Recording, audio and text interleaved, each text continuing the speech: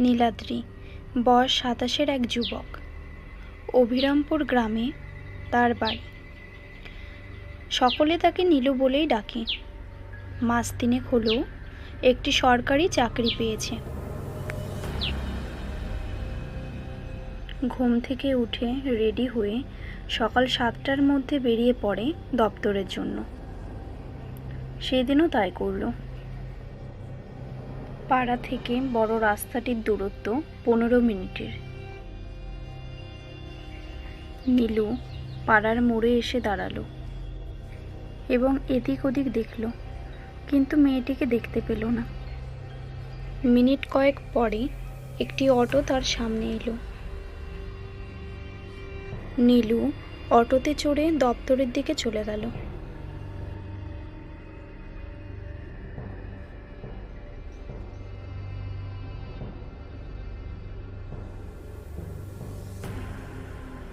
দপ্তরের কাজ শেষ করে বাড়ি আসার সময় বড় রাস্তার ধারে আবারও কিছুক্ষণ দাঁড়ালো, কিন্তু মেয়েটিকে দেখতে পেল না।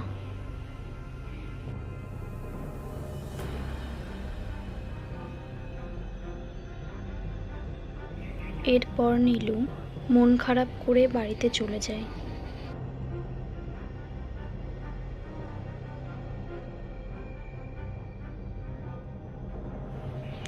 এই রকম ভাবে দুদিন কেটে যায়। নমস্কার, আমি শিউলি। আপনাদের সকলকে প্রণাম জানিয়ে আজ শুরু করছি নতুন একটি গল্প।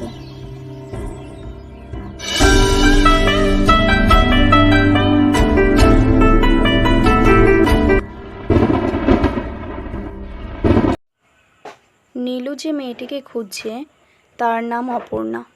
পাশের পাড়াতেই থাকে। বছর ২৫-এর অপর্ণা একটি বেসরকারি কোম্পানিতে চাকরি করে।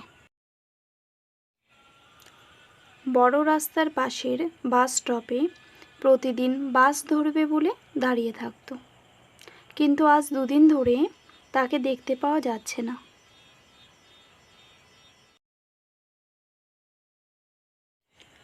আসলে মেয়েটিকে নীলু মনে মনে বেশ পছন্দ করত।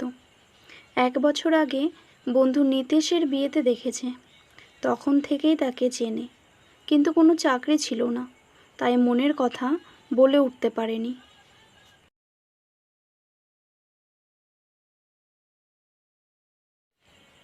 এক সপ্তাহ পর মেয়েটিকে অনেকদিন দেখতে না পাওয়ায় স্বভাবতই নীলুর একটু চিন্তা হতে লাগলো। এরপর প্রায়শই নীলুকে উদাসীন দেখা যেত। সেদিন রাতে নীলু বই পড়তে পড়তে চেয়ারের ওপরেই ঘুমিয়ে পড়ে। হঠাৎ সে বুঝতে পারে তার পাশে কেউ একজন দাঁড়িয়ে আছে। নীলু চোখ মেলতেই আশ্চর্য হয়ে তাকিয়ে রইল। এ যে অপর্ণা, বউ বেশে দাঁড়িয়ে আছে। লাল টুকটুকে শাড়ি, খোপায় ফুল গোজা, কপালে বড় টিপ, সিথি ভর্তি সিঁদুর ও হাতে শাখা পলা।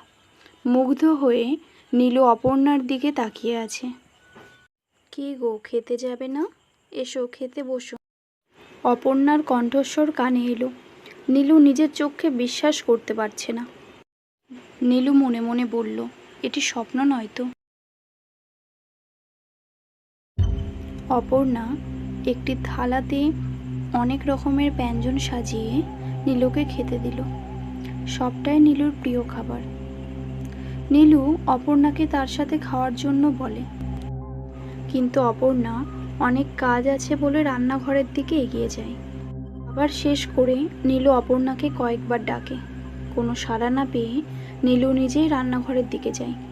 ঘরে ঢুকেই দেখে এক কালো ছায়ামূর্তি। অপর্ণার ফর্সা রং কালো হয়ে গেছে, তার শরীর থেকে কালো ধোঁয়া বের হচ্ছে। অপর্ণা চিৎকার করে বলছে, আমাকে বাঁচাও নীলু, আমাকে মুক্ত করো। কথা বলতে বলতে অপর্ণা যেন হাওয়ায় মিলিয়ে গেল। তার সে আর্তনাদ যেন নীলুর কানে বাজতে থাকলো।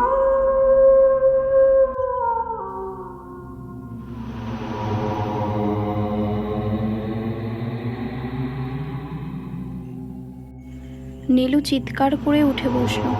সারা শরীর থেকে ঘাম ঝরছে। নীলু এতক্ষণে বুঝল এটা স্বপ্ন ছিল।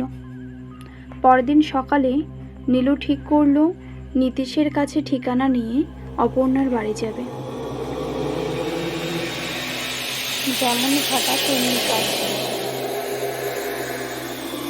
পরদিন সকালে নীলু বেরিয়ে পড়ল।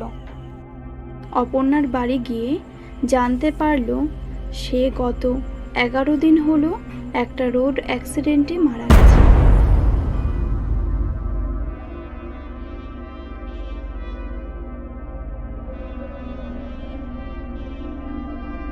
নীলুর ওপর যেন আকাশ ভেঙে পড়ল। অপর্ণাকে বিয়ে করে সংসার করার স্বপ্ন আসলে স্বপ্নই থেকে গেল। আজও এত বছর পর অপর্ণার সেই কণ্ঠ নীলুর কানে বাজতে থাকে।